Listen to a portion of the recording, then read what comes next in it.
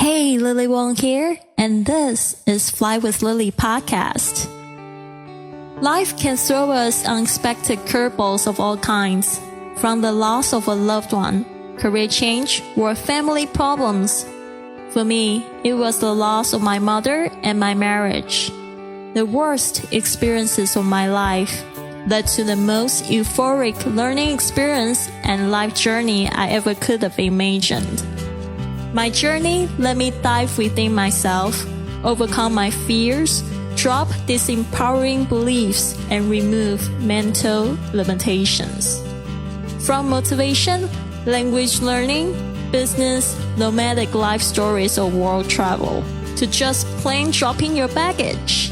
Fly with Lily podcast offers the inspiration you need to open yourself to this world of opportunities without limits.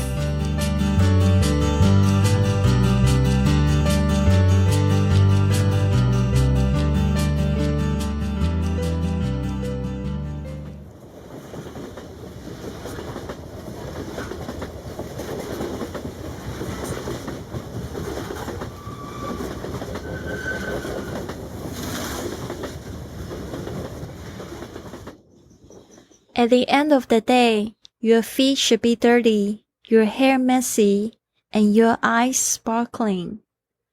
At that point, I had already been on over 40 train rides in Europe, and all of them were quite smooth. But this one to Split was a bit difficult for me. I finally had a bit of taste of Balkan travel. Before I departed, I had heard that Balkan travel could be a bit difficult and dangerous. I thought it was about security. However, the air conditioning in the cabin was too hot, and the rail tracks were so bumpy along the way, which made me feel sick. I almost threw up in the middle of the journey. Split is the second biggest city in Croatia, located on the coast, the last stop of the Croatian railway. The station was quite run down and small. My host Marin came to pick me up with his car and helped me with my suitcase, which was very nice. I came to his very minimalistic apartment, and he prepared his spare room for me. Marin was working in real estate in Split and had been working hard to build his business in town. He asked me some questions about Chinese investment.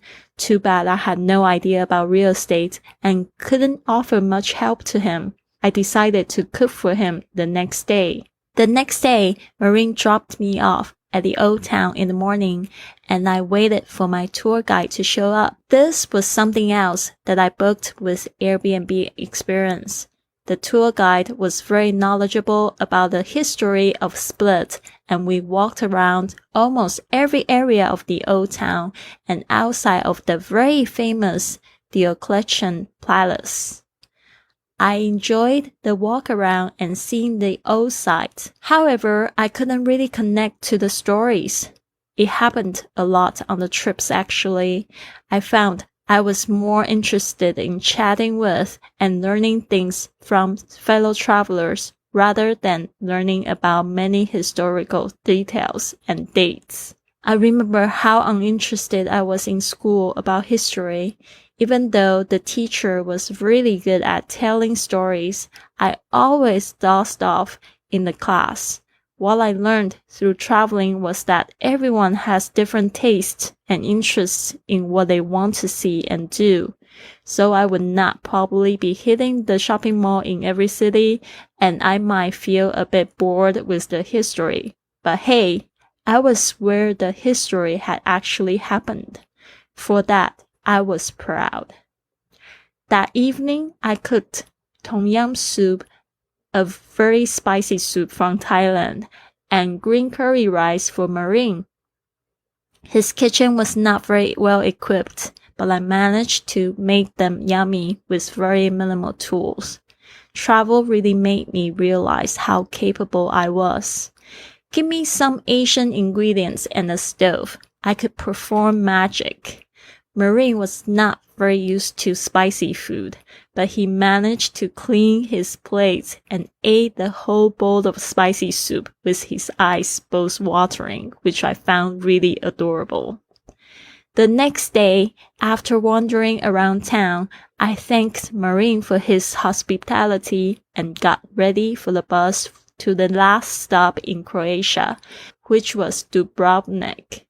The bus route down to Dubrovnik from Split was absolutely gorgeous.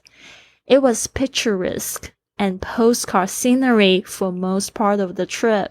The bus was driving along the coast, but we had to stop twice for passport inspection because we were passing through Bosnia. This time, I couldn't reach Bosnia because most of the train routes were not operating in winter. I had to give up the idea of visiting Bosnia, Serbia, and Bulgaria. However, at this point, though my mind was broadened from all the visits, I was physically exhausted. Thanks to the low travel season, I'd managed to find myself a very decent service apartment for 40 euros a night with a great view right next to the harbor. I was ready to have a few quiet days resting before my last destination of this trip, which was Italy. Stay tuned. There's much more to come.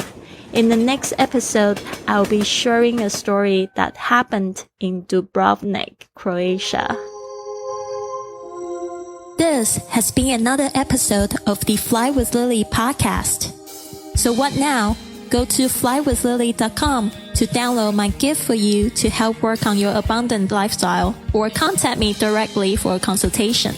This show takes a lot of work and planning, so if you enjoyed it, please consider a 5-star review on iTunes, following on Facebook and Instagram at Fly with Lily, or come up and give our crew a hug on the street when you're on your journey. Thanks for listening, and remember, life's curveballs can be your best opportunities.